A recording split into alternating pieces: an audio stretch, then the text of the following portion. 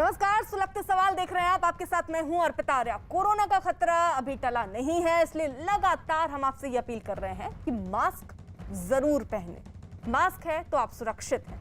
हमने इसके लिए एक मुहिम भी शुरू की है, #मास्क पहनो इंडिया, जिसके माध्यम से भी अपील कर रहे हैं कि मास्क पहने। इससे आप सुरक्षित हैं तो आपका परिवार सुरक्षित है और पूरा देश सुरक्षित है। तो मास्क जरूर पहने। कोरोना का खतरा देखिए अभी टला नहीं है। आज भी देश में करीब 2 लाख केस सामने आए हैं और सभी सरकारें, सभी अधिकारी लगातार कोरोना नियमों का पालन करने की अपील कर रहे हैं। लेकिन कई लोग ऐसे हैं जिन पर कोई असर नहीं है, उन्हें कोरोना नियमों की कोई परवाह नहीं है। टीवी स्क्रीन पर ये 3 तस्वीरें हम आपको दिखा रहे हैं, जहां एक के बाद एक कोरोना नियमों की धज्जियां उड़ाई गई। पहली तस्वीर इंदौर की, जहां एक शादी समारोह में सैकड़ों लोग जुट गए और वो भी एक छोटे से मकान में। सोशल डिस्टेंसिंग की तो छोड़िए, इनमें ज्यादातर ने तो मास्क पहनना तक जरूरी नहीं समझा। दूसरी तस्वीर बिहार के सीतामढ़ी की है, जहां एक शादी में लोगों की भारी भीड़ जुटी। भीड़ में शामिल ज्यादातर लोगों ने मास्क भी नहीं पहना था। पूरे कार्यक्रम में कहीं भी एक बार के लिए कोरोना नियम दिखाई नहीं दिया। लापरवाही की ऐसी ही डरावनी तस्वीरें पंजाब के संगरूर से भी सामने आई, जहां शादी में कई लोगों की भीड़ जुटी। और तो और पंजाब के मंत्री भी शादी समारोह में शामिल हुए, जिन पर नियमों का पालन करवाने की जिम्मेदारी थी, वो खुद नियम तोड़ने वालों के बीच थे। तो ये 3 तस्वीरें हम आपको दिखा रहे हैं।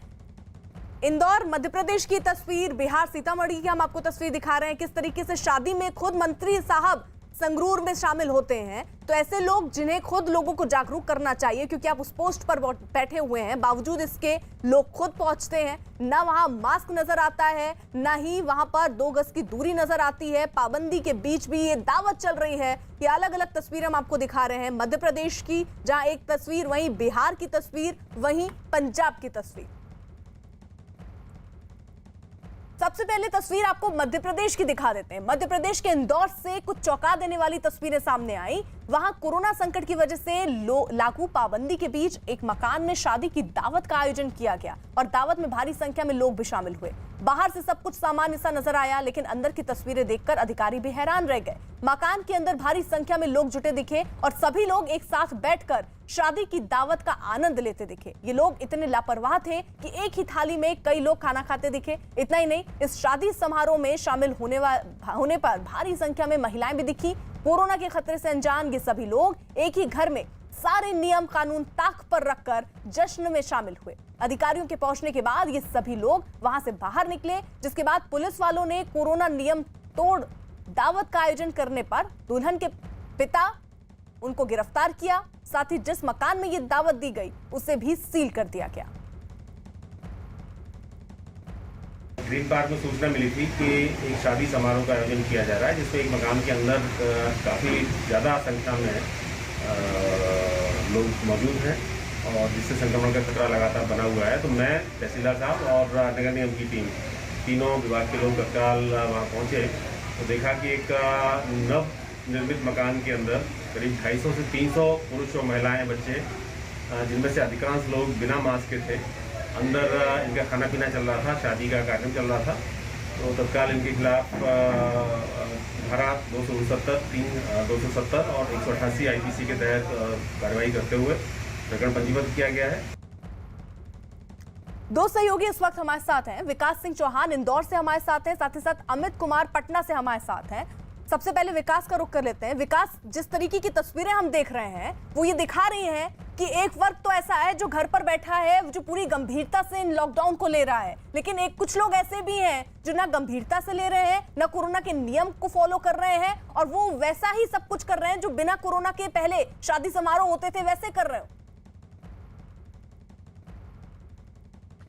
जी बिल्कुल, अगर इन लोगों को समाज का दुश्मन भी कहा जाए तो ये अनुचित नहीं होगा, क्योंकि कोरोना संक्रमण की भयावहता लगातार इंदौर में बनी हुई है। पहले लहर में यहाँ बहुत ज़्यादा संक्रमण ने पैर पसारे, दूसरी लहर में भी संक्रमण लगातार पैर पसारे। बावजूद इसके सख्ती के लिहाज से पूरे मध्य प्रदेश के साथ साथ इंदौर में भी तमाम प्रतिबंध लगाए गए हैं कि किसी प्रकार का वैवाहिक आयोजन नहीं होगा, अन्यथा किसी प्रकार का ऐसा आयोजन नहीं होगा जिसमें कहीं भी भीड़ शामिल हो। बावजूद इसके चोरी छुपे चंदन नगर इलाके के ग्रीन पार्क में ये वैवाहिक समारोह कर लिया गया और इस दौरान वहाँ पर एक नवनिर्मित मकान में 250 के करीब लोग मौजूद थे। एक छोटे से मकान के हॉल में वहाँ दावत चल रही थी, बड़ी संख्या में लोग वहाँ शामिल थे। जैसे ही गोपनीय तौर पर सूचना पुलिस के बड़े अधिकारियों को मिली, पुलिस के अधिकारी और प्रशासन के अधिकारी मौके पर पहुंचे तो वहाँ भगदड़ मच गई। लेकिन इसके बाद भी कुछ लोग ऐसे थे जो बिना मास्क के वहाँ नजर आए और दावत का वो आनंद ले रहे थे। हालांकि पुलिस ने जब उन लोगों से पूछताछ की तो वहाँ मौजूद शख्स जितने भी थे उन सभी ने पुलिस को बरगलाने का प्रयास किया, पुलिस को भ्रमित करने का प्रयास किया। पहले बताया गया कि ये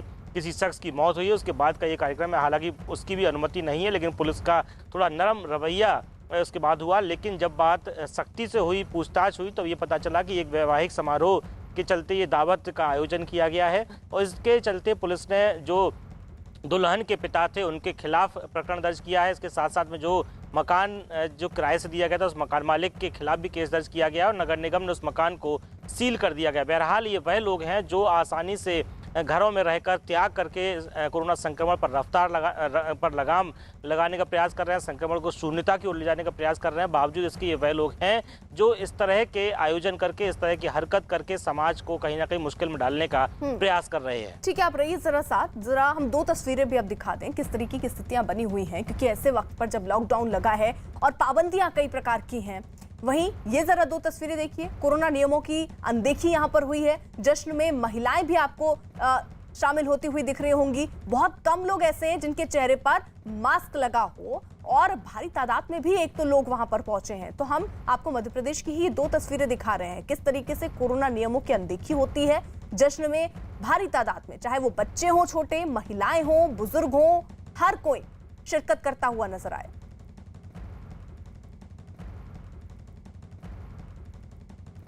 विकास, जिस तरीके से हम ये तस्वीर देखिए सिर्फ मध्य प्रदेश की देख रहे हैं, किस तरीके से लोग भारी तादाद में यहाँ पहुंच रहे हैं। अब ये खतरा भी जताया जा रहा था कि जो लहर दूसरी चल रही है इसमें कई बार बच्चे भी संक्रमित हो रहे हैं। तीसरी लहर में तो ये खतरा बच्चों में और ज्यादा बढ़ता हुआ दिख रहा है। लेकिन बावजूद इसके ये जो शादी समारोह हुआ उसमें महिलाएं भी दिख रही हैं बढ़ चढ़ के, बच्चे भी शामिल होते हुए दिख रहे हैं।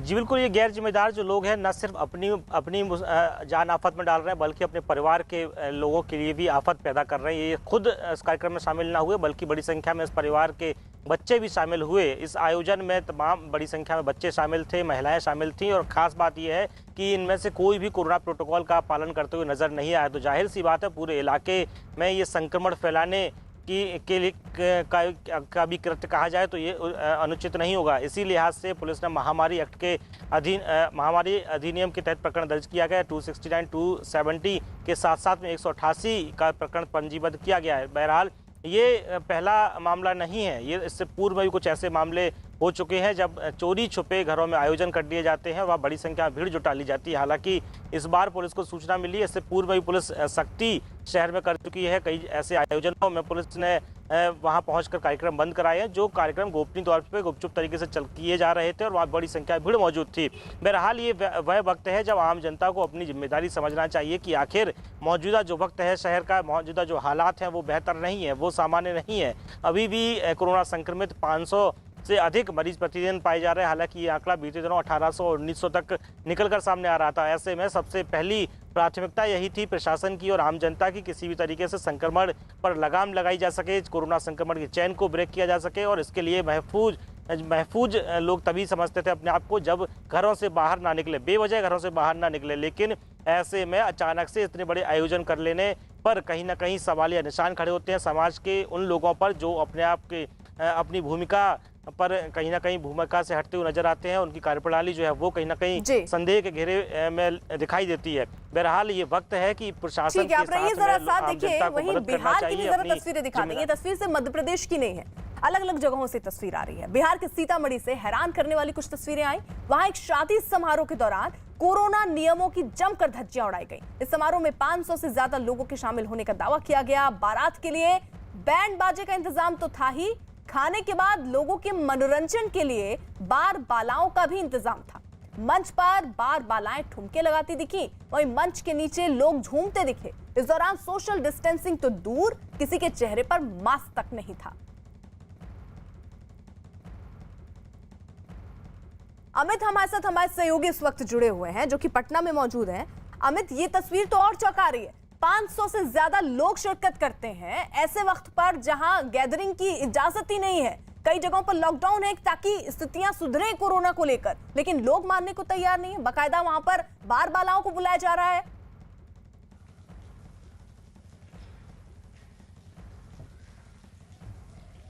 देखिए बिल्कुल जिस तरह की तस्वीर सामने आई है, कह सकते हैं कि जो लॉकडाउन है उसके खुलेआम जो है उसकी अवहेलना की जा रही है, उसका मखौल उड़ाया जा रहा है। और वो भी तब जब लगातार राज्य सरकार जो है, पुलिस तंत्र जो है वो लॉकडाउन को सख्ती से अनुपालन कराने में जुटी हुई है। लगातार लोगों से अपील किया जा रहा है कि आप जो है कुछ दिनों के लिए अगर संभव हो तो आप जो है वो अपने घरों में शादी समारोह जो है, बर्थडे पार्टीज जो हैं या किसी तरह के दूसरे जो सामूहिक आयोजन हैं उसे आप टाल दें। साथ ही साथ राज्य सरकार ने जो छूट दी है शादी को लेकर के, समारोह को लेकर के, उसकी संख्या भी बहुत सीमित कर रखा है कि 50 लोग ही जो है वो शादी समारोह में शामिल हो सकते हैं। तो उन सिर्फ निर्देशों का यहाँ पे मखौल नहीं उड़ाया जा रहा है, मजाक नहीं उड़ाया जा रहा है, बल्कि खुलेआम शासन प्रशासन को जो है वो चुनौती भी दी गई है। जब इस मामले को लेकर के हमने जो है सीतामढ़ी एसपी से जब हमने बात करी तो उनका कहना था कि इस संदर्भ में जो है मामले की छानबीन की जा रही है। जल्द ही जो लोग हैं उनको चिन्हित किया जाएगा जहाँ पे ये कार्यक्रम किए गए हैं, जिस तरह से बार बालाओं को बुला कर ठुमके लगवाए गए हैं, डांस करवाया गया है, तो ये खुले तौर पे लॉकडाउन का अवहेलना भी है। और जो कोरोना महामारी एक्ट है उसके तहत भी ये मामला बनता है, तो इन लोगों के खिलाफ जो है वो मामला दर्ज कर कार्रवाई की जाएगी। लेकिन सबसे बड़ी बात है कि इन तस्वीरों को देख करके ये कहा जा सकता है कि लोग जो हैं वो अपनी आदत से मजबूर हैं, या फिर यूँ कहें तो लोगों में अब कोरोना का जो है डर नहीं रहा। लोग जो है कहीं ना कहीं नज़रअंदाज कर रहे हैं चीज़ों को, और इसका खामियाजा पूरे समाज के लोगों को भुगतना पड़ रहा है। चंद दिनों पहले तक की बात कर ली जाए तो बिहार में जो कोरोना संक्रमण का मामला जो था वो तेजी से बढ़ रहा था, जिसके कारण से राज्य सरकार को जो है वो लॉकडाउन लगानी पड़ी। लॉकडाउन 1 जो है वो सख्ती से उसका अनुपालन पुलिस तंत्र ने करवाया। अपनी जी जान लगा करके जो पुलिसकर्मी है दिन रात लॉकडाउन को सख्ती से अनुपालन कराने में जुटे रहे। लॉकडाउन 2 में भी वही तस्वीर देखने को मिली। अब लॉकडाउन 3 बिहार में चल रही है, तो इसी से समझा जा सकता है कि लगातार राज्य सरकार को लॉकडाउन की अवधि बढ़ानी पड़ी है। तो कहीं ना कहीं उस लॉकडाउन का जो है वो बेहतर परिणाम अब आने लगे हैं। तो ऐसे में लोगों को समझना चाहिए कि अगर कुछ दिनों के लिए वो कायदे कानून को मानते हैं, पालन करते हैं, हालांकि कायदे कानून हमेशा मानना चाहिए, हम ये जरूर कहते हैं कि कायदे कानून का अनुपालन सदैव होनी चाहिए, लेकिन फिर भी अगर इस शादी समारोह को कायदे कानून के तहत किया जाता तो शायद ये तस्वीर जो है सामने नहीं आती। इस तरह से बार बाराव के ठुमके नहीं लगाए जाते। इस तरह से 500 लोगों की जो गैदरिंग है जो कहीं न कहीं पुलिस तंत्र के लिए एक चुनौती जो है वो साबित कर रही है। जरा साथ देखिए, इस बीच बड़ी खबर आ रही है, बिहार के सीतामढ़ी में 2 लोग गिरफ्तार किए गए हैं। पंचायत सचिव के खिलाफ केस दर्ज हुआ है क्योंकि भारी तादाद में यहाँ लोग जो हैं वो पहुंचे थे। शादी समारोह किया जा रहा था ऐसे वक्त पर जब लॉकडाउन लगा हुआ है। शादी में भीड़ जुटाने पर ये दरअसल कार्रवाई हुई है। इजाजत 50 की ही थी, लेकिन बावजूद इसकी जानकारी ये कि कई लोग वहां पर पहुंचे। बिहार के सीतामढ़ी में 2 लोग अब गिरफ्तार किए गए हैं। 500 से ज्यादा लोग शादी समारोह में पहुंचे थे। पंचायत सचिव के खिलाफ अब केस दर्ज भी हुआ है। और इसी के साथ साथ एक बड़ी कार्रवाई, न्यूज 18 की खबर का असर, बिहार के सीतामढ़ी में 2 लोग गिरफ्तार किए गए हैं। अमित, यानी 2 लोग देखिए गिरफ्तार हुए, कुछ और गिरफ्तारियां भी अभी होनी बाकी है। न्यूज 18 की खबर का यह असर।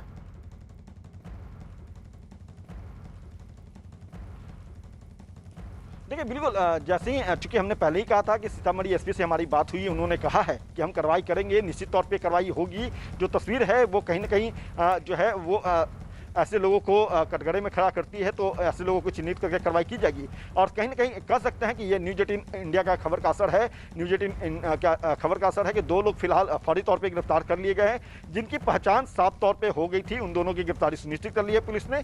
बाकी जो लोग हैं उनकी भी गिरफ्तारी जल्द की जाएगी। लगातार जो है वो तस्वीरों के माध्यम से लोगों की पहचान की जा रही है, छापेमारी की जाएगी। जो लोग फरार हो चुके हैं इस शादी समारोह में, उन्होंने मनोरंजन जमकर किया, लेकिन जब बात आई है कार्रवाई से, तो कुल मिलाकर 2 लोग जो हैं वो देखिए गिरफ्तार हुए हैं। हमारे साथ हमारे सहयोगी चंद्रमोहन भी जुड़ चुके हैं। चंद्रमोहन, क्या अपडेट? बिल्कुल, देखिए इस पूरे मामले में तकरीबन 500 लोगों को पुलिस आइडेंटिफाई कर रही है, और जो वीडियो में जितने भी लोग दिख रहे हैं साफ तौर पर माना जा रहा है कि पुलिस इन सभी लोगों को आइडेंटिफाई करके और उसके बाद कार्रवाई की बात आगे करेगी। लेकिन अब तक 2 लोगों की गिरफ्तारी हुई है और बाकी लोगों की गिरफ्तारी के लिए लगातार छापेमारी चल रही है। और साथ ही यह भी खंगालने की कोशिश की जा रही है कि क्या जिनके घर में शादी थी उन्होंने किसी तरह का परमिशन लिया था, क्योंकि लॉकडाउन के दौरान साफ तौर पर सरकार की तरफ से यह निर्देश दिया गया है कि 20 से ज्यादा लोग एक शादी समारोह में शामिल नहीं हो सकते हैं। ऐसे में किस तरह से इतनी संख्या में लोग यहां पर पहुंचे, तो पुलिस न्यूज 18 इंडिया पर खबर दिखाए जाने के बाद इस पर कार्रवाई शुरू कर दी है और 2 लोगों को गिरफ्तार कर दिया और बाकी लोगों की गिरफ्तारी के लिए आगे की कार्रवाई की जा रही है। शुक्रिया।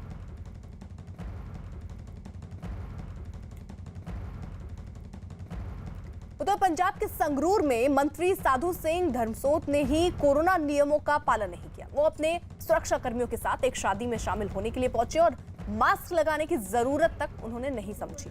यह आयोजन एक होटल में किया गया था। वहां करीब 40 लोग मौजूद थे, जबकि कोरोना नियमों के मुताबिक शादी समारोह में लोग भीड़ नहीं जुटाए जा सकते।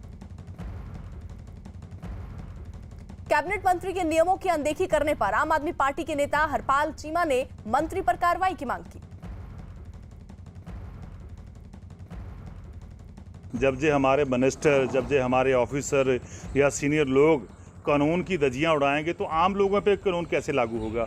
सो मैं समझता हूं जिस भी ये जहां भी गए हैं, जहां इन्होंने प्रोटोकॉल तोड़ा है, कानून को उड़ाया, तो इनके खिलाफ तुरंत जो है मुकदमा दर्ज होना चाहिए। मनोज राठी हमारे साथ, हमारे सहयोगी इस वक्त जुड़ चुके हैं। मनोज, किस तरीके से मंत्री साहब वहां पहुंचते हैं और उसके बाद क्या सफाई देते हैं वो? देखिए, बहुत हैरान कर देने वाली बात यह है कि लगातार सीएम पंजाब और पंजाब के जो मंत्री हैं, बैठक चल रही है, रिव्यू मीटिंग चल रही है कोविड को लेकर रिस्ट्रिक्शन जो है वो लगाई गई है, मिनी लॉकडाउन लगाया गया है। लेकिन जब खुद उनके मंत्री इस तरह के वायलेशन करते हैं, इस तरह की चीजें करते हैं कि एक रिजॉर्ट में जाते हैं और किस तरह से सारी वीडियो सामने आती है कि कई लोग बिना मास्क के रिजॉर्ट में घूम रहे हैं, जहां पर प्रतिबंध लगाया गया है कि 20 से ज्यादा लोग जो है वो इकट्ठे होते हैं तो उनके चालान किए जा रहे हैं। वायलेशन 188 डिजास्टर मैनेजमेंट एक्ट के तहत मामले दर्ज किए जा रहे हैं, उनके चालान काटे जा रहे हैं। लेकिन जब खुद मंत्री जी से ये बात पूछी जाती है तो उनका जवाब क्या होता है? बड़ा हैरान कर देने वाला उनका जवाब होता है, तो क्या हो गया, खुशी का माहौल है। इसका मतलब कि कानून का जो रूल है वो सिर्फ लोगों के लिए है, यानी कि जो लॉ या जो रिस्ट्रिक्शन की गई है वो सिर्फ लोगों के लिए है। खुद जो मंत्री हैं, जो विधायक हैं, एमएलए हैं, आखिर उनके लिए कोई लॉ नहीं है। ये बहुत बड़ा सवाल है जिसको लेकर कहीं ना कहीं बड़े सवाल यहाँ पर खड़े होते हैं कि आखिर पंजाब में जिस तरह से हालात चल रहे थे, जिस तरह से जो केसेस बढ़ रहे थे और जिस तरह से रिस्ट्रिक्शंस लगाई गई थी, वायलेशन वालों के खिलाफ मामले दर्ज किए जा रहे थे, मिनी लॉकडाउन था, मार्केट्स बंद थी, शटडाउन था और मार्केट्स में वायलेशन करने वालों के खिलाफ मामले दर्ज किए जा रहे थे। लेकिन अब एक बड़ा सवाल यहाँ पर खड़ा होता है कि आखिर उनके जो एमएलए हैं उन पर कौन बात करेगा। बिल्कुल, आप नजर बनाए रखिए। वही सोशल मीडिया के नए नियमों पर केंद्र सरकार सख्त नजर आ रही है। केंद्रीय मंत्री रविशंकर प्रसाद ने साफ कर दिया कि अब सोशल मीडिया कंपनियों से नए नियमों पर चर्चा का दौर खत्म हो गया है। अब उन्हें सोशल मीडिया का गलत इस्तेमाल रोकने के लिए बनाए गए नियम मानने ही होंगे।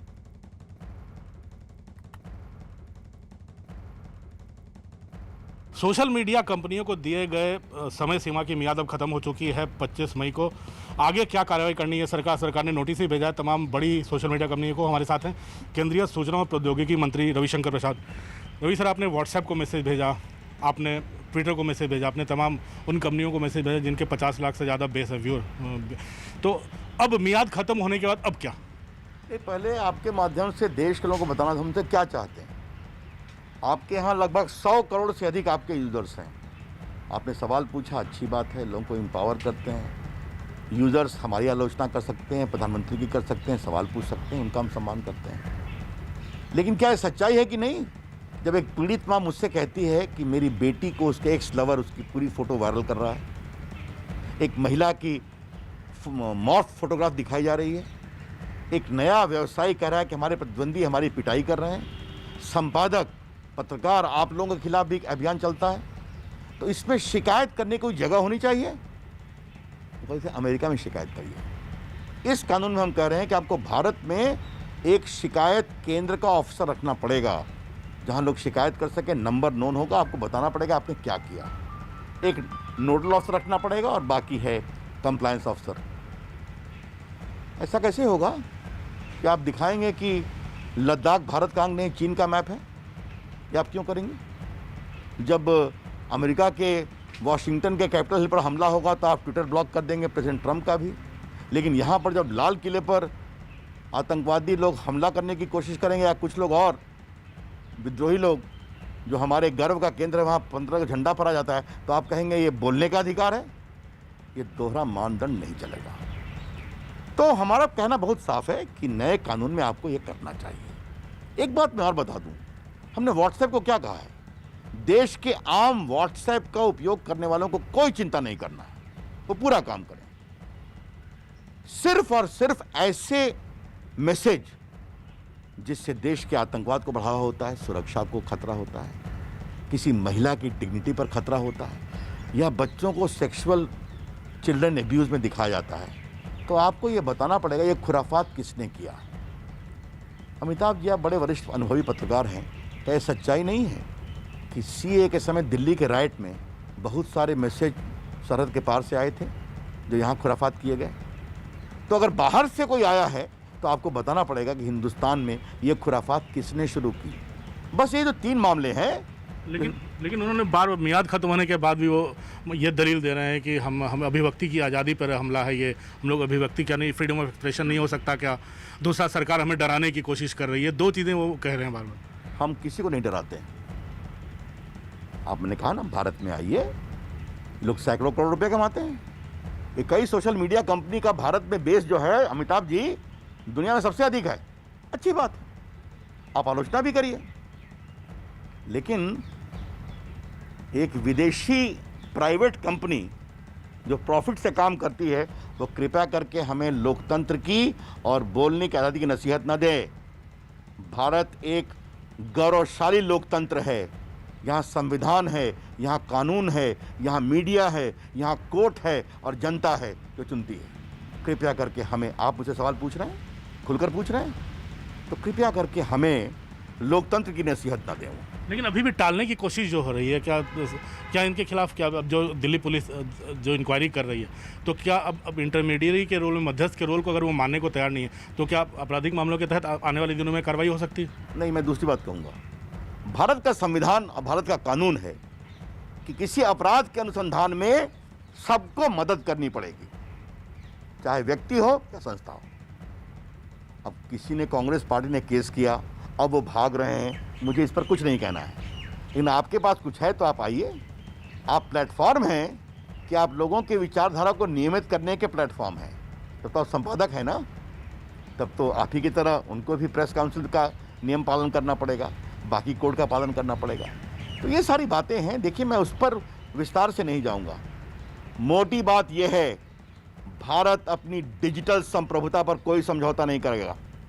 भारत दुनिया का एक बड़ा देश है, लोकतंत्र है, और हम उसका सम्मान करते हैं। वो भी आए, लेकिन भारत का कानून माने और भारत का संविधान माने। लेकिन अभी भी, आप आखिरी सवाल पूछूंगा कि अभी भी टालने की कोशिश हो रही है कि हम और डायलॉग चाहते हैं। 3 महीने का वक्त दे दिया, और डायलॉग, क्या सरकार अभी आगे भी डायलॉग करने के तैयार है, या नियम जो बन गया उसका पालन करवाना चाहते हैं? ये हमने व्यापक चर्चा पहले ही की थी ना। सुप्रीम कोर्ट का भी आदेश है 18 का, 19 का, फेसबुक के केस में है कि ओरिजिन के बारे में बताइए आप। तो सुप्रीम कोर्ट के आदेश है। संसद में 18 में बहस हुई, मैंने एश्योर किया था फेक न्यूज़ के खिलाफ। संसद की कमेटियों की अनुशंसा है, सिविल सोसाइटी की मांग है। तो चर्चा बहुत दिन से चल रही थी, अब उनको इस कानून को पालन करना पड़ेगा। वही कोरोना वैक्सीन पर सरकार और विपक्ष में वार पलटवार का सिलसिला और तेज हो गया है। राहुल गांधी ने वैक्सीन को लेकर केंद्र सरकार पर हमला बोला। उन्होंने दावा किया कि अभी तक देश में सिर्फ 3% लोगों को ही वैक्सीन दी गई है। राहुल के आरोपों का बीजेपी ने भी जवाब दिया। केंद्रीय मंत्री प्रकाश जावड़ेकर ने राहुल पर देश और जनता का अपमान करने का आरोप लगाया। वैक्सीन स्ट्रेटजी के बारे में मैंने डायरेक्टली प्रधानमंत्री को बोला कि अगर हिंदुस्तान ने वैक्सीन स्ट्रेटजी नहीं ठीक लगाई, एक बार नहीं अनेक बार लोग मरेंगे। एक वेव नहीं आएगी, 2 वेव नहीं आएगी, 3 वेव नहीं आएगी, 4 वेव नहीं आएगी, आती जाएंगी, क्योंकि वायरस अडेप्ट करता है। राहुल जी, अगर वैक्सीन की चिंता ही करते हो तो जरा अपने कांग्रेस के राज्यों में ध्यान दो, वहां वैक्सीनेशन में गड़बड़ हो रही है।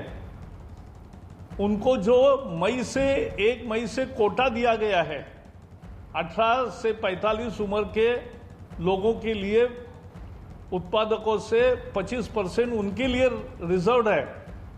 वो तो ले नहीं रहे। आज तक ये 20 करोड़ वैक्सीन जो दिए गए हैं वो पूरे केंद्र सरकार ने दिए हैं और वो पूरे मुफ्त दिए हैं। वहीं कांग्रेस के मामलों में, कोरोना के मामलों में, कोरोना के जो आंकड़े हैं वो कमी आने के बाद दिल्ली में अनलॉक की प्रक्रिया अब शुरू हो रही है। मुख्यमंत्री अरविंद केजरीवाल ने खुद इसका ऐलान किया। उन्होंने कहा कि सोमवार से दिल्ली धीरे धीरे अनलॉक होगी और इसके तहत फिलहाल एक हफ्ते के लिए निर्माण कार्य और फैक्ट्री खुलेंगी। सोमवार को सुबह 5 बजे तक ये वाला लॉकडाउन है। आज एलजी साहब की अध्यक्षता में डीडीएमए की मीटिंग हुई, दिल्ली डिज़ास्टर मैनेजमेंट अथॉरिटी की, और उसमें कुछ निर्णय लिए गए हैं लॉकडाउन खोलने के लिए। तो सबसे पहली चीज़ तो ये कि अब धीरे धीरे लॉकडाउन खोलने की प्रक्रिया चालू कर रहे हैं। अपने दिल्ली में उत्तर प्रदेश से, बिहार से, आसपास के और राज्यों से दिल्ली आते हैं आजीविका कमाने के लिए, दिहाड़ी के ऊपर काम करते हैं और बहुत ही मुश्किल परिस्थितियों के अंदर जीते हैं। ऐसे मजदूर सबसे ज़्यादा अपने को कंस्ट्रक्शन एक्टिविटीज़ में और फैक्ट्रियों में काम करने वाले मिलते हैं। तो आज इन 2 चीज़ों को मीटिंग में ये तय किया गया कि इन 2 गतिविधियों को सोमवार को सुबह से खोला जाएगा। जब 5 बजे ये वाला लॉकडाउन ख़त्म होगा तो अगले 1 हफ्ते के लिए इन 2 गतिविधियों को खोला जा रहा है, कंस्ट्रक्शन एक्टिविटीज़ को और फैक्ट्रीज़ को। हम नहीं चाहते लॉकडाउन लगाना, हम लॉकडाउन के पक्ष में बिल्कुल नहीं हैं और आप भी नहीं चाहते। लॉकडाउन कोई अच्छी चीज़ नहीं है, मजबूरी में लगाना पड़ता है। जब तक ज़रूरत नहीं पड़े घर से बाहर ना निकलें। ज़रूरत बहुत ज़रूरी हो तभी घर से बाहर निकलें, ज़रूरत ना पड़े तो घर से बाहर ना निकलें।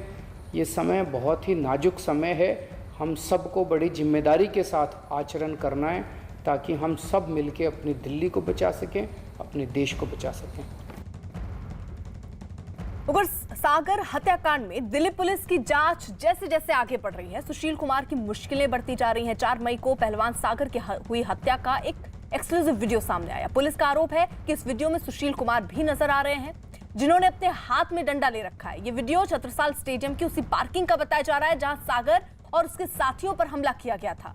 वीडियो में सागर जमीन पर गिरा है और उसके आसपास हाथों में डंडे लिए कई लोग दिखे। वीडियो में सुशील कुमार भी हाथ में डंडा लिए नजर आ रहे हैं। एक बार तो वो डंडे से सागर को मारने की कोशिश करते हुए दिखे। इस दौरान जमीन पर गिरा सागर हाथ जोड़ता और उनसे छोड़ देने की अपील करता नजर आया। एक आदमी हाथ में पिस्तौल लेकर चलता नजर आया। इसी वीडियो में कुछ लोग सागर के साथियों के साथ भी मारपीट करते दिखे। दावा किया जा रहा है कि मारपीट करने वालों में काला असौदा गैंग और नीरज बवानिया गैंग के बदमाश शामिल थे। जानकारी के मुताबिक इस वीडियो की रोहिणी में फॉरेंसिक जांच भी कराई गई, जिसमें इस वीडियो को मोबाइल से बनाया गया असली वीडियो बताया गया। तो 4 मई का अब देखिए ये वीडियो सामने आया है और इसके बाद अब कई चीजें खुलकर सामने आ गई हैं। कई गैंग के लोग यहां पर दिख रहे हैं और पुलिस अब इसी वीडियो के आधार पर कौन कौन से लोग उस घटना के वक्त वहां पर मौजूद थे उनको पकड़ने की कोशिश में लगी हुई है। बाकायदा इसमें सुशील कुमार नजर आ रहे हैं। जाहिर तौर पर उनकी मुश्किलें बढ़ने वाली हैं क्योंकि उनके हाथों में डंडा दिख रहा है। जो ये वीडियो सामने आया, फॉरेंसिक जांच में भी ये वीडियो सही पाया गया है, जिसके बाद अब कल जब उनकी रिमांड खत्म हो रही है तो ऐसे में 14 दिन की रिमांड का बनता है। 6 दिन का रिमांड उनका हो चुका है, 8 दिन बचते हैं। वो 8 दिन की रिमांड भी अब पुलिस चाहेगी ताकि उनसे आगे और पूछताछ हो, कितने लोग उस वक्त मौजूद थे और किस तरीके से इस घटना को अंजाम दिया गया था।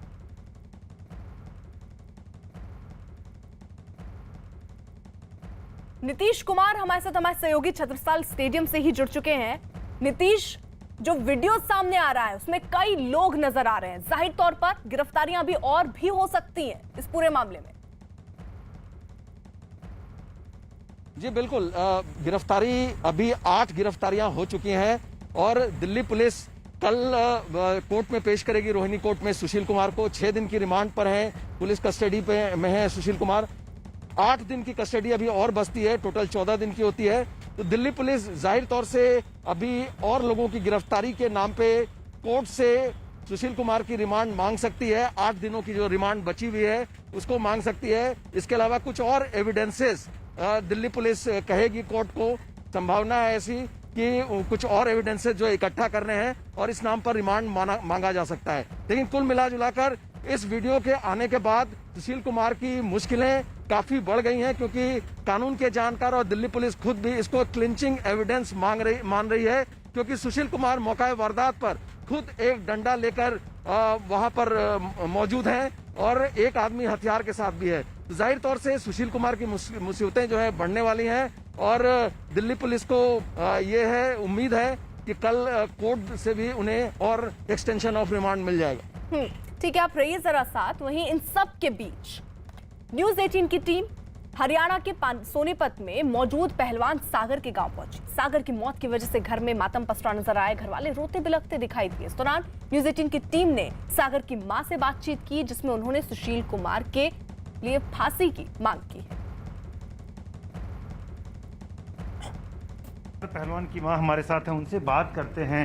माता जी, ये बताइए, अभी तक जो इस केस में प्रगति हुई है, बात आगे बढ़ी है, क्या कहना है आपका? ये तो ठीक चल रहा है जी। अभी तक तो सरकार पूरी मदद कर रही है इसमें और दिल्ली पुलिस भी कोशिश कर रही है और मीडिया है, प्रशासन है और जनता का भी सहयोग है कि ये यहाँ तक पहुँचा है। अच्छा, एक बात और थी, ये पता चला कि आपने सुशील पहलवान के ही भरोसे अपने बेटे को या उन्हीं को देख करके भेजा था पहलवान बनने के लिए, उन्हीं की ट्रेनिंग में। ये एक बड़े भरोसे का टूटना है। हाँ जी, मेरे बेटे का सपना था कि जब ये जिस टाइम ये मेडल लेकर आया सुशील, उसको देख के उसको कहने लगा कि मैं भी ऐसे ही मेडल लाऊंगा और हमने इसी भरोसे से उसके सौंपा था कि मेरा बेटा भी ऐसे ही बनेगा और मेरा बेटा मेडल लेकर आता है ओलंपिक में, लेकिन उससे ये सहन नहीं हुआ।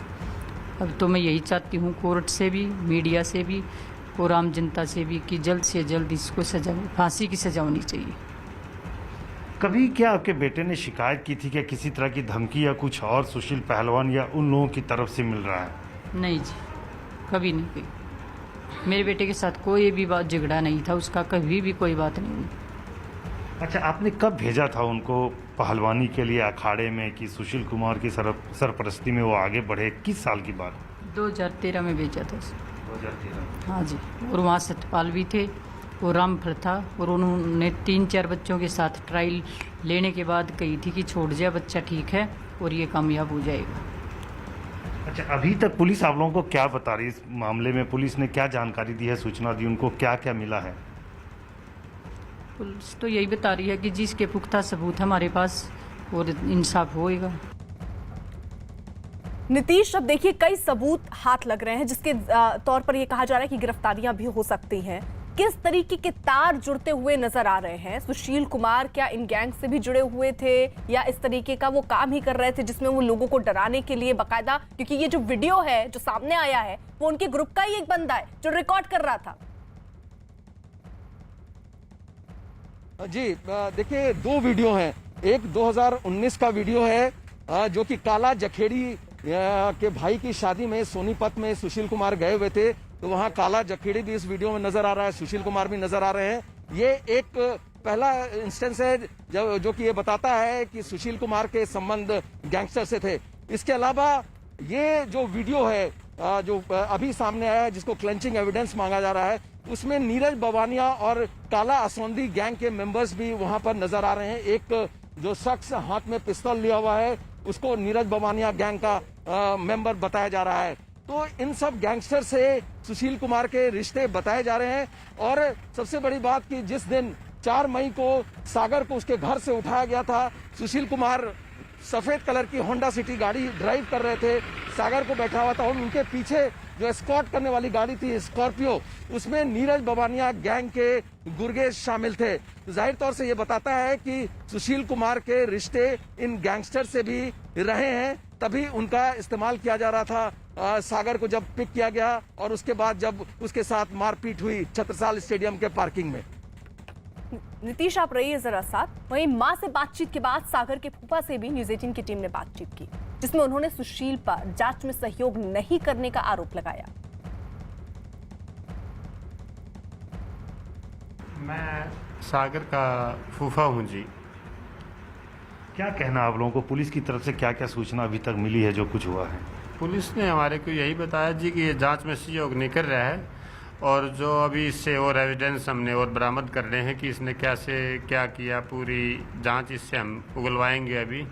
और हमारी कोशिश तो यही रहेगी कि इसके खिलाफ और कोर्ट में लगाएंगे कि भाई इसको 2-3 रिमांड के लिए और हमें थोड़ा सा टाइम मिलना चाहिए। हम पुलिस की जांच से संतुष्ट हैं। एक जवान बेटे का खोना बड़ा दर्द होता है, लोग समझते हैं। घर में कौन कौन मेंबर हैं? और हमारे हैं ये सागर धनखड़ की दादी जी बैठी हैं, उनकी बुआ जी हैं, उनकी चाची हैं, तो उनके फादर साहब भी हैं, लेकिन सबकी हालत ख़राब है। इनकी मदर को भी हॉस्पिटल में एडमिट कराना पड़ा था, बीपी ज़्यादा हो गया था, ये भी बीमार हैं। लेकिन जब सागर की दादी से बातचीत करने की कोशिश की गई तो वो रोने लगी। अपने जवान पोते को खोने के गम में उनकी आंखों से आंसू थमने का नाम नहीं ले रहे थे। दादी आप बताइए, क्या कहना है आपका इस पे? ये कहना बेटा मन्नत खो दिया बड़ा, मेरे बस का कुछ कहना भी नहीं। जीते लाऊं माँ अपने बेटे को, बता ना बोलेगा बेटा। नीतीश, परिवार का तो देखिए रो रो कर बुरा हाल है, वो इंसाफ की गुहार लगा रहे हैं, लेकिन आरोप सुशील कुमार पर भी लग रहे हैं कि वो जांच में सहयोग नहीं कर रहे हैं। और शायद इसीलिए, क्योंकि अगर वो सहयोग करने की मंशा रखते तो हो सकता है वो खुद को सरेंडर करते, लेकिन उन्होंने ये नहीं किया। वो छुपते रहे काफी दिन तक पुलिस वालों से।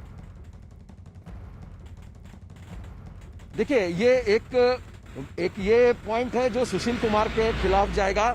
वीडियो तो क्लेंचिंग एविडेंस है ही, जैसा कि मैं बार बार बता रहा हूं।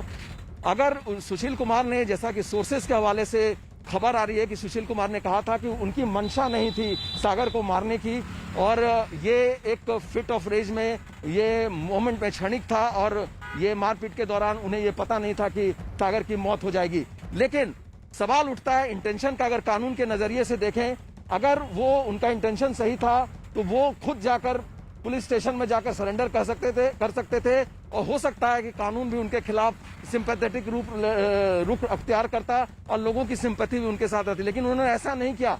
वो पुलिस की पकड़ से भागते रहे, एक जगह से दूसरे जगह तक पुलिस को चकमा देते रहे, और आखिरकार उन्हें मुंडका से, दिल्ली के मुंडका से एक स्कूटी पर गिरफ्तार किया गया। तो ये सब चीजें उनके खिलाफ जाएगी।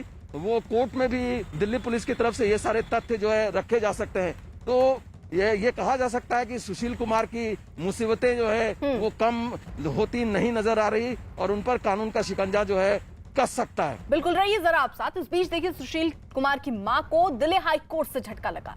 दिल्ली हाई कोर्ट ने पहलवान सुशील कुमार की मां की याचिका खारिज करते हुए इस पर सुनवाई करने से इनकार कर दिया। उन्होंने कोर्ट से मामले पर मीडिया रिपोर्टिंग पर रोक की मांग की थी। वैसे सुशील कुमार के गांव बपरौला में भी किसी को यकीन नहीं है कि सुशील ऐसा कुछ कर सकते हैं।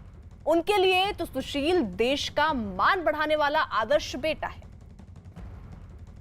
इस वक्त मैं मौजूद हूँ नजफगढ़ के बपरौला गांव में, और सुशील पहलवान इसी गांव में रहते हैं। और ये जो घर आप देख सकते हैं, ये सुशील पहलवान का घर है। यहाँ तस्वीरों में आप देख सकते हैं। फिलहाल इस घर में अभी कोई नहीं है, लेकिन जिस तरीके से पड़ोसियों से हमारी बातचीत हुई है, पड़ोसियों का साफ साफ ये कहना है कि जो वीडियो सामने आ रहा है, जिस तरीके का आरोप सुशील पहलवान पर लग रहा है, वो उन आरोपों की पूरी सच्चाई की पड़ताल होनी चाहिए। पूरी तरीके से इस पूरे मामले में इन्वेस्टिगेशन होना चाहिए, और उन्हें ये कहीं से भी भरोसा नहीं हो रहा है कि सुशील पहलवान 302 के मुकदमे में आरोपी हो सकते हैं। यहाँ आप देख सकते हैं कि सुशील कुमार के घर का बोर्ड है, लिखा हुआ है Olympic winner and world champion, यहाँ पर लिखा हुआ है साफ साफ। और ये सुशील कुमार का घर है। सुशील कुमार को ये घर है, और जो पड़ोसी है सुशील कुमार का, उनसे भी जब मैंने बात की तो उनका ये साफ साफ कहना था कि उन्होंने बचपन से सुशील कुमार को देखा है, और उन पर जो आरोप इस तरीके से लगे हैं, उन आरोपों पर उन्हें किसी भी तरीके से भरोसा नहीं हो रहा है। पुलिस को अभी और तफ्तीश करने की जरूरत है, ऐसा इस गांव के लोगों का कहना है। वीडियो जर्नलिस्ट गणेश के साथ अमित कुमार सिंह, न्यूज़ 18 इंडिया, दिल्ली। सुशील कुमार के पूर्व कोच रामफल मान भी सुशील कुमार से जुड़ी खबरों पर यकीन नहीं कर पा रहे हैं। रामफल मान 4 मई की रात को कुश्ती के लिए कलंक बता रहे हैं। 1996 से 2014 तक सुशील के कोच रहे रामफल मान के मुताबिक। इसके बाद उनकी सुशील से कोई मुलाकात या बात नहीं हुई थी। सिर्फ खबरों से ही उन्हें सुशील के बारे में जानकारी मिलती थी। सुशील कुमार के एक्स कोच द्रोणाचार्य अवॉर्डी रामफल जी इस वक्त हमारे साथ मौजूद हैं। मैं सबसे पहले तो आपकी प्रतिक्रिया जानना चाहूंगी, ये जो अभी पूरी न्यूज सुशील कुमार के आसपास आ रही है, क्या रिएक्शन है आपका? मेरा रिएक्शन तो यही है बेटा, जो बाकी पूरे समाज का और पूरे देश का रिएक्शन है कि ये एक कुश्ती के ऊपर एक कलंक है, धब्बा है। और मैं तो इसको कहूँगा कि ये 4 मई वाली जो रात थी, ये कुश्ती के लिए काला दिन था। आप कब से जानते हैं सुशील को, कब से देखा है आपने उनको? सुशील कुमार 1996 में जब ये छोटा बच्चा था, 28-30 किलो इसका वजन था, जब ये हमारे पास आया था। इसके पिताजी हमारे पास लेके आए थे जब मैं छत्रसाल स्टेडियम में मेन कोच था। और ये जब से, और 2014 में मैं वहाँ से रिटायर होके आया, जब तक ये मेरे पास ही रहा।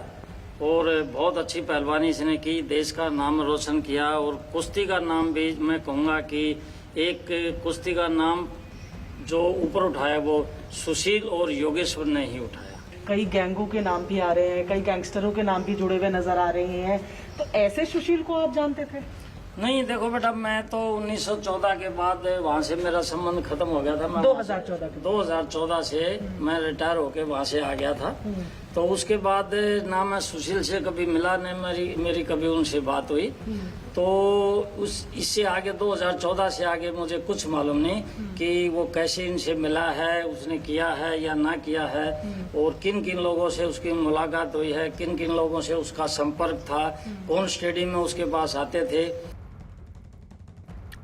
नीतीश हमारे साथ, हमारे सहयोगी मौजूद है। नीतीश, देखिए, बहुत सारे ऐसे लोग हैं जो ये इस बात का विश्वास ही नहीं कर पा रहे हैं कि सुशील कुमार जो ओलंपिक दिला देता है, सुशील कुमार जो एक वक्त पर देश के लिए गौरव था, आज उसे एक अपराधी के तौर पर देखा जा रहा है। कई ऐसे वीडियो सामने आ रहे हैं जो ये कई हद तक साबित भी कर रहे हैं कि कहीं ना कहीं उसकी संलिप्तता जरूर थी। जी देखिए, बिल्कुल सही कहा आपने। ये सुशील कुमार एक सेलिब्रिटी थे, 2 बार ओलंपिक का पदक जीतना कोई साधारण बात नहीं होती। और जो नए पहलवान जो रेसलिंग को एज ए करियर अपना ले रहे थे, वो सुशील कुमार को आदर्श मानते हैं। तो जो इस तरह का सेलिब्रिटी स्टेटस का आदमी होता है या फिर एक पब्लिक फिगर हो जाता है, तो वो उसको बैलेंस बना के लाइफ में रखना होता है। सुशील कुमार की इमेज जो काफी जिनसे मैंने भी बात की है, उन लोगों का ये कहना था कि सुशील वास्तव में अपने नाम के मुताबिक ही सुशील था। लेकिन जिस तरह से 2019 का वीडियो पहली बार सामने आता है, जिस काला जखेड़ी जो नामी गैंगस्टर है, उसके भाई की शादी में सोनीपत में सुशील कुमार नजर आते हैं, काला जखेड़ी भी नजर आता है। उसके बाद नीरज बबानिया गैंग से उनके रिश्ते सामने आते हैं। बीच में आपको अगर याद हो तो जो नामी रेसलर अंतर्राष्ट्रीय स्तर के भारत के नरसिंह यादव थे, उन्होंने भी आरोप लगाया था कि जो उनके डोपिंग में वो असफल रहे थे, डोपिंग टेस्ट में, उसके पीछे भी कहीं ना कहीं सुशील कुमार का हाथ था। तो ये सारी चीजें एक सुशील कुमार जैसे आदमी के, छवि वाले आदमी के लिए शोभा नहीं देती थी, उनकी इमेज को नुकसान पहुंचाता था। लेकिन जाहिर तौर से अब सच यही है, वीडियो भी जो सामने आया है वो एक क्लेंचिंग एविडेंस है, जिसमें सुशील कुमार साफ तौर से घटनास्थल पर मौके वारदात पर एक डंडा लिए हुए हैं और एक आदमी पिस्टल लिया हुआ है। 10-12 लोग घेरे हुए हैं सागर को, पिटाई हो रही है सागर के, और बाद में उसकी मौत हो जाती है। ठीक है, रहिए जरा आप साथ। वही पुलिस की जांच में सच सामने आ जाएगा। लेकिन इसी बीच पूर्व खेल मंत्री राज्यवर्धन सिंह राठौर ने पूरे घटनाक्रम पर दुख जताया, साथ ही उम्मीद जताई कि सुशील जैसे ऐसे बड़े खिलाड़ियों को अपने व्यवहार को सुधारना चाहिए, क्योंकि इन लोगों को आम लोग आदर्श की तरह देखते हैं और उन्हें अपना रोल मॉडल मानते हैं। सुशील कुमार का मामला है, जिस तरीके आज स्पोर्ट्स मिनिस्टर भी रहे हैं और जिस तरीके की आज तस्वीरें आई है एक खिलाड़ी की इस तरीके से मारते हुए, देखिए, खिलाड़ियों के ऊपर, ख़ास तौर से ऐसे खिलाड़ी जिनके ऊपर देश के टैक्स पेयर्स का पैसा लगाया जा रहा है, उनकी तैयारी में मेरा ये व्यक्तिगत मानना है कि उन्हें उनके कंधों पे बड़ी जिम्मेदारी हो जाती है। एक अपना कैरेक्टर दिखाना, चरित्र लोगों तक दिखाना, क्योंकि जो नौजवान बच्चे हैं वो आपको एक उदाहरण मानना शुरू कर देते हैं, तो आपको आपका व्यवहार जैसा भी हो, आपको उसको और सुधारना पड़ता है। जिस तरह से आप खेल सुधारते हैं, उसी तरह से आप जो पब्लिक में आपका व्यवहार है उसको सुधारना बहुत ज़रूरी है। तो इसमें तो अब जो इंक्वायरी हो रही है उसे होना चाहिए बिल्कुल, और इंक्वायरी होकर पूरे देश को पता चलना चाहिए। लेकिन इतना मैं ज़रूर कहता हूँ कि अभी तक जो देखने में आया है उससे बहुत दुख हो रहा है। सागर हत्याकांड की पुलिस जांच कर रही है। हालांकि टिकरी कला गांव के पहलवान हैरान हैं। इन लोगों को सुशील कुमार पर लगे आरोपों पर यकीन नहीं है। सुशील के साथ प्रैक्टिस करने का दावा करने वाले इन लोगों का मानना है कि जांच के बाद पूरा सच सामने आएगा। टिकरी कला गांव में यहाँ पर मौजूद हैं और बड़ी तादाद में जब सुशील का करियर जब राइस पे था, जब वो सफलता चूम रहे थे, तब युवाओं ने उनको अपना आदर्श माना और उसके बाद अब ये पूरा प्रकरण सामने आया है। आप बताइए कि लगातार पुलिस ने भी आज दिल्ली हाईकोर्ट में कहा है कि सुशील कुमार के खिलाफ पुख्ता सबूत है, फरार चल रहे थे और उनको किसी भी तरीके की राहत नहीं दे सकते। आपने भी सुशील कुमार के साथ दंगल का वो स्टेज शेयर किया है। बिल्कुल सर, मगर ये तो सब एक साजिश है सर, ऐसी कोई बात नहीं है, मगर सब कुछ जोड़ तोड़ के बना रखा है। मगर सुशील हमारा अच्छा आइडल है, हमेशा हमारे साथ पहलवानी की, छत्रसाल स्टेडियम में भी, मुंडका दंगल में भी, बहुत अच्छे इंसान थे। नहीं, लेकिन ये सबूत तो है ना कोर्ट में। सर सबूत तो जोड़ तोड़ के बना रखे, मगर हम नहीं मानते इन सबूतों को। इस चीज पे अदालत में दिल्ली पुलिस कह रही है, आप पहलवानी के पेशे से यहाँ पर जुड़े हो, तो पुलिस की इस कार्रवाई को कैसे देख रहे हो? सर पुलिस जो कर रही है वो अपना काम ठीक कर रही है, सुशील ने किया था वो ठीक किया सर। सभी गलती सुशील को तो नहीं थी सर, सागर की भी गलती थी कुछ ना कुछ तो। और सर सुशील की नेगेटिविटी देख रहे हो, पॉजिटिविटी भी तो देखो, देश को 2 ओलंपिक मेडल लाके दिए। नहीं वो ठीक है, लेकिन अभी तो एक मर्डर के आरोप में पुलिस सिलसिलेवार तरीके से एक सबूत पेश कर रही है। सर हो सकता हो पुलिस के पास अगर वो पेश कर रही है तो हम तो उसके बारे में कुछ, क्योंकि हमने तो अभी तक वो देखा नहीं है, जब उनको बोल रहे तो उनके पास होगा ही। आप कैसे? सागर हत्याकांड में दिल्ली पुलिस ने रोहित करोड़ नाम के एक और आरोपी को गिरफ्तार किया। इस मामले में अब तक सुशील कुमार समेत 8 लोगों की गिरफ्तारी हो चुकी है और यह बताया जा रहा है कि पकड़े गए लोगों में 4 बदमाश काला गैंग से जुड़े हैं।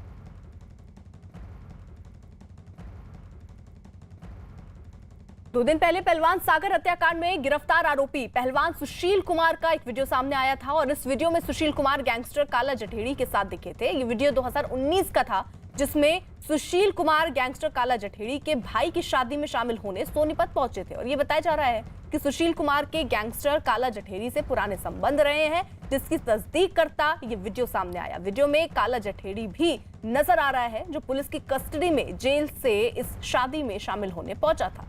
शादी में शामिल कई लोग वहां हथियारों के साथ नजर आए। काला जठेड़ी 2012 से 2020 तक जेल में बंद था, लेकिन इसके बाद वो हरियाणा पुलिस की कस्टडी से भाग गया था।